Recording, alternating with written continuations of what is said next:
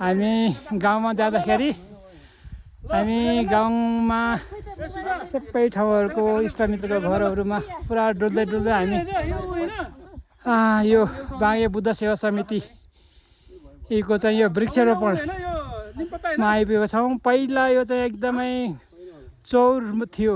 यो चौरबाट कति गाइडियाहरू लोटेर चाहिँ दुर्घटना हुन्थ्यो, लोटेर मर्थ्यो। तर अहिले चाहिँ यो वृक्षारोपण गर्ने चाहिँ हाम्रो आमाहरू, त्यति बेला कुनै लाइट थिएन यहाँ, त्यो बेलामा चाहिँ आमा पार्टीहरू चाहिँ कुनै विदेशबाट लाउरे छोरा बाबुहरू आउँदाखेरि मकैको डाँठ नियालोको सिट्ठा बाँधेर चाहिँ जानुहुन्थ्यो।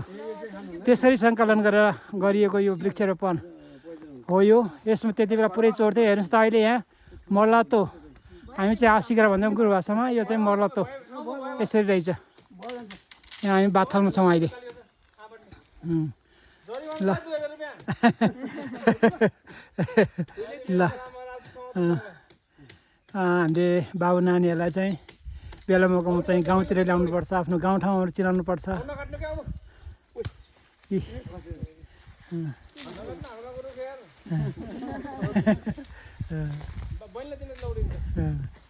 ल ल हामी बाथलको वृक्षारोपणमा छौँ अहिले।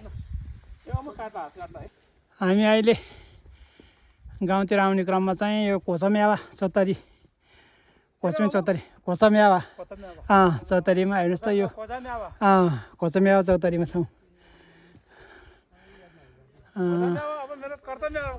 ल कर्तम्यावा गर्नुहोस्। मेरो ज्वाइँले चाहिँ अहिले त्यो कोसम्यावा चौतारीमा चाहिँ छुरी म्यावा गर्नुभएको छ। बाबाई, यो चाहिँ पयौँ फुलेको हेर्नुहोस् त, यति राम्रो देखिन्छ। हामी अहिले बाथल डाँडा हुँदै जसमती गहिरोमा छौँ। पछुटे चौतारी हो, माथि देखियो। त्योभन्दा माथि डाँडा पोखरी, त्योभन्दा माथि सिधै माथि तिखाचुली, पारी देखिने चाहिँ हरगडी,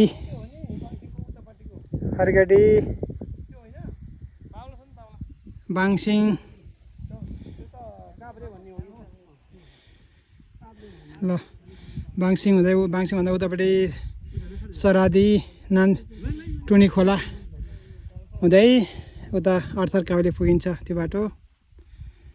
ल यसरी हामी गाउँमा आउँदाखेरि अहिलेको हाम्रो छोरा नातिहरूलाई हामी हुर्किएको, हामी जन्मेको, हामी दाउरो घाँस गरेर हिँडेको गोरेटो बाटोहरू चिनाउनु पर्छ भन्दै आज हामी बाबु नानीहरूलाई गाउँमा लिएर आएका थियौँ।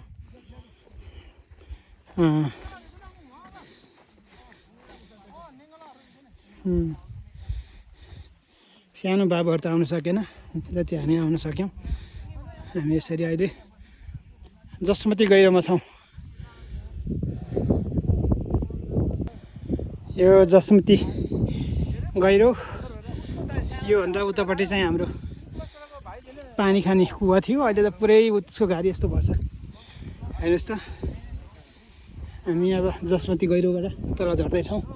हाम्रो गाई गोरुहरू चाहिँ चढ्ने चौरो हो यो।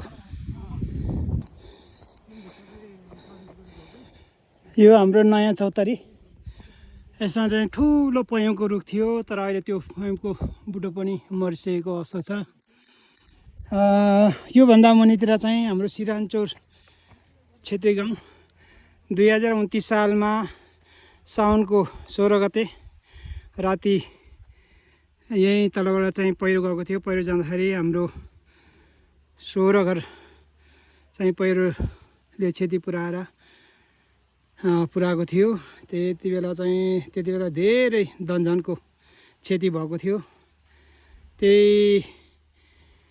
त्यति बेला धनजनको क्षति हुँदाखेरि नेपाल सरकारबाट पूर्वावास बाँगे बर्दिया तारातालमा चाहिँ 2 बिघा 5 गठा जग्गा सरकारबाट उपलब्ध गराइएको थियो। यो हाम्रो ठार्किया चौतारी। यो हामी बनाउँदा जाँदा चाहिँ बिसाउने चौतारी। हाम्रो यो चौतारी चाहिँ हाम्रो केसलाम भुतेको चौतारी, सिरानगढ केसलाम भुतेको चौतारी है यो। र यता देखिने चाहिँ यो बाहुनथर यहाँ चाहिँ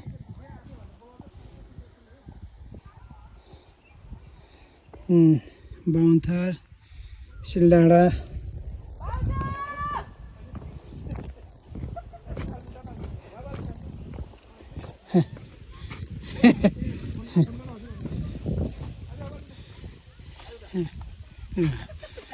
पहिला हामी चाहिँ अब त्यति बेला त अब यसरी बोलाएर चाहिँ खबर गर्ने गरिन्थ्यो। अहिले त छोरीले चाहिँ आफ्नो भाउजूलाई घरबाट यो ठारबाट चौतारी, ठारका चौतारीबाट चाहिँ बोलाउँदैछ।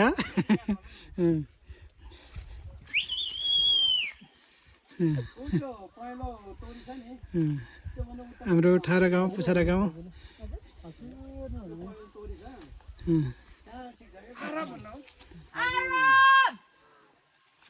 ल हाम्रो यो ठार्कियाबाट, ठारोबाट चौतारीबाट देखिने हाम्रो गाउँको दृश्य। हामी सिलडाँडामा पस्ने अब, त्यहाँबाट चाहिँ आन्टीहरूले बोलाउँला त ल। हामी ठाराबाट चौतारीबाट चाहिँ ओह्रालो लाग्दैछौँ अहिले। पुस्ताल त के थाहा, तर त्यति बेला चाहिँ पुरानो हाम्रो अग्रजहरूले चाहिँ यो चाहिँ कोल्मा छको भनेर चाहिँ जानिन्थ्यो। त्यति बेला चाहिँ साना नाना बालकहरू चाहिँ धेरै चाहिँ मृत्यु हुने त्यस्तो हुन्थ्यो। त्यो चाहिँ दाँत नउम्रेको बालबच्चाहरू चाहिँ मृत्यु भयो भने चाहिँ यहाँ ल्याएर उनीहरूको दाह संस्कार गर्ने चलन थियो। यसलाई चाहिँ कोल्मा पावा भन्ने चाहिँ भनिन्थ्यो त्यति बेला। यो हाम्रो सिलडाँडा, यसमा चाहिँ पहिला हामीहरू खेतीहरू लगाइसकेपछि, धान कोदोहरू लगाइसकेपछि, कोदो गर्ने बेला नहुँदा, धान गोड्ने बेला नहुँदाखेरि चाहिँ हामी पुरै ठिटा तरुनीहरू मिलेर चाहिँ यहाँ पिङ हाल्ने गरिन्थ्यो। यसमा 4 पिङ्गे पिङ, यो ठाउँलाई चाहिँ हामी यसरी स्मरण गरिसकिन्छ। यो सिलडाँडा, यसमा पहिला मने थियो, त्यो मने पनि अहिले भत्किसकेको अवस्था।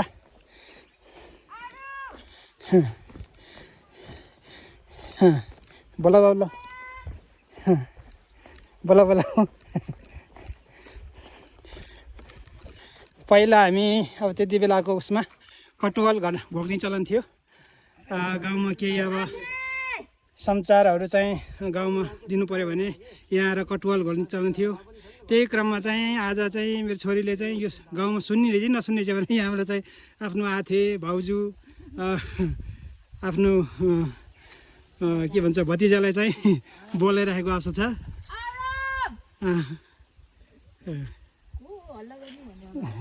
ल यो हाम्रो समाजघर, हाम्रो ठारो गाउँ। बाख्रा, हामी सिलडाँडा दक्कबा कान्छाको घरमा आइपुगेछौँ। यस्तो फर्सी यसरी फल्छ। हामी अहिले सिलडाँडा दक्क कान्छाको घर पुगेका छौँ। गाउँको भूमिथान, गाउँमा आउँदाखेरि हामी भूमिलाई चाहिँ हुन्छ भूमिथान किन नहुने, भूमि पूजा, भूमिथान हामी वर्षमा 2 चोटि भूमि पूजा गर्ने गर्छौँ। अहिले गाउँमा आएको बेला चाहिँ हामी भूमिलाई चाहिँ मान्छौँ। यो भूमिथान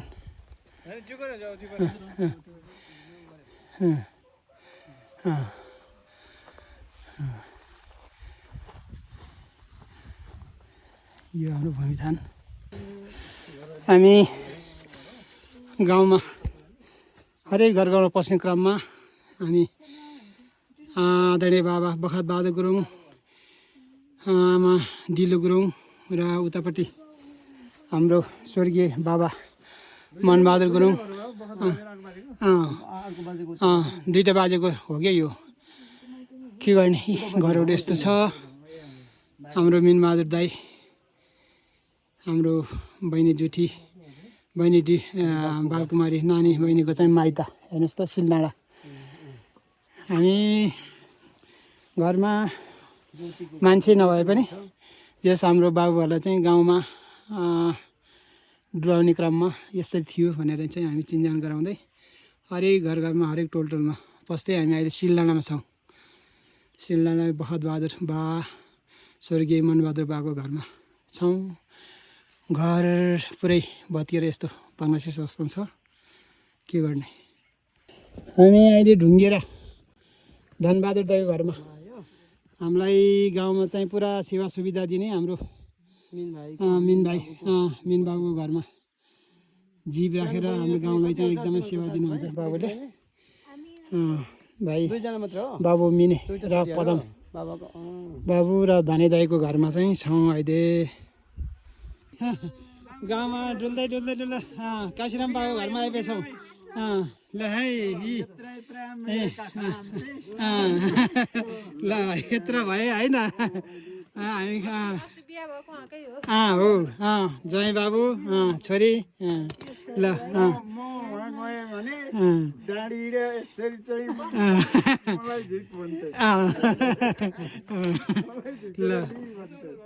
ल पाखरा भनिन्छ नि हाम्रो होइन, पहिला पाखरा भनिन्थ्यो नि होइन हाम्रो पाखरा काशीराम बाबुको घरमा छौँ अहिले। बाबु नेपालको घरमा छौँ हामी। त्यही त नि बाबु नानीहरूलाई गाउँमा टोल चिनाउँदै हिँड्ने क्रममा चाहिँ अहिले हामी यहाँ चौतारा स्वर्गीय भीमबहादुर आउमु, प्रेमकमल दिदी, बाबु मेघबहादुर गुरुङ र टुल्कु गुरुको पुरानो पुर्ख्यौली घर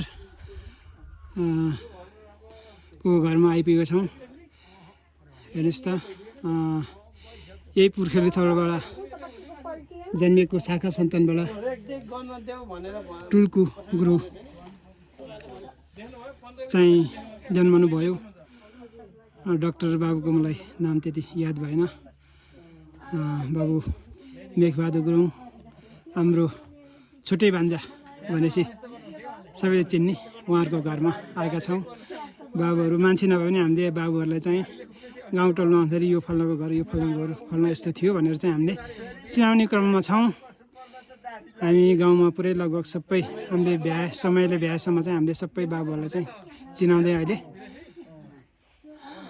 चौतारा मेघबहादुर गुरुङ र टुल्कु गुरुको पुर्ख्यौली थलोमा चाहिँ आएका छौँ हामी। ल हाम्रो छोरा बाबुहरूलाई चाहिँ इष्टमित्र भेट्दै हाम्रो धर्मदाईको घरमा आइपुगेको छौँ। अमित बाबुको चाहिँ मितिनी आमा चाहिँ आमा ल हामी त एकदम हामी पुछार यहाँ चौतारा भयो भने एकदम छिमेकी हो हामी।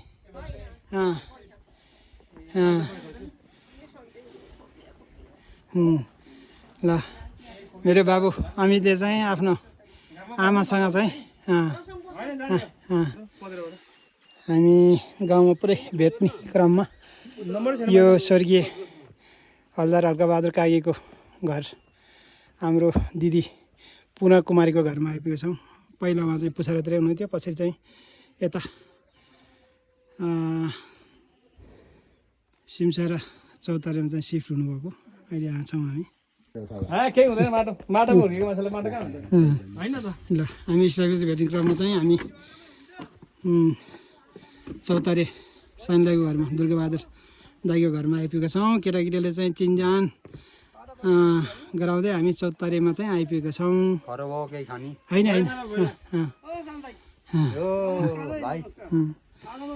हजुर भाइलाई कति वर्ष भयो नदेखेको? 2-4 वर्ष भयो होला हौ।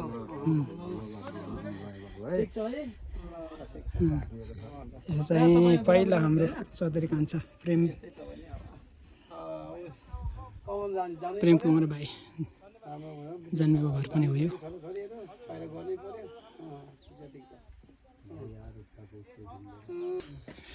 हामी इष्टमित्र भेट्ने क्रममा चाहिँ हाम्रो चिजा छोरी स्वर्गीय प्रसाद भान्जाको टङ्कप्रसाद भान्जाको घरमा आइपुगेका छौँ। ल शङ्कर बाबु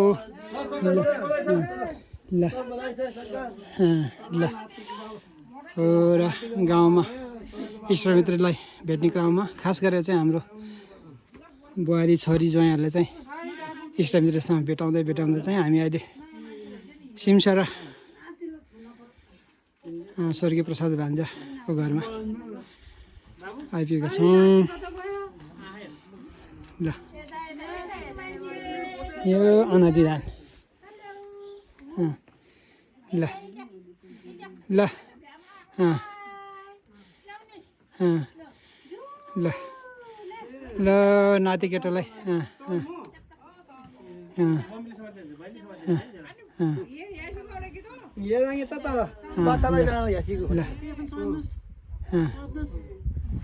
ल ल नयाँ मान्छेको चाहिँ मुख हेरेको ल ल ल ल ल ल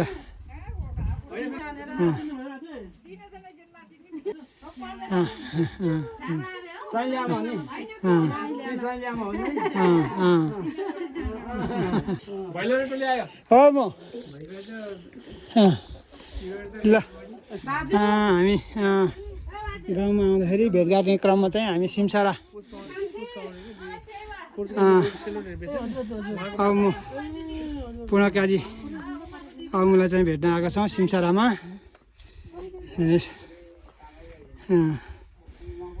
हामीले हाम्रो छोराछोरीलाई चिनाउनु पर्छ हाम्रो गाउँठाउँको।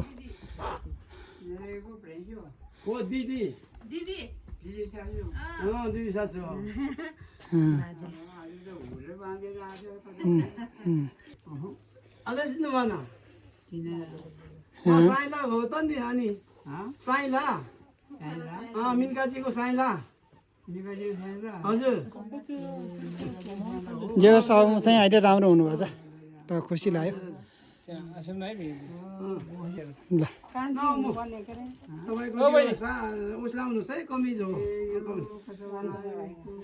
हामीबाट आयो हामीबाट आयो साइला साइला र साइलीले साइला र साइलीले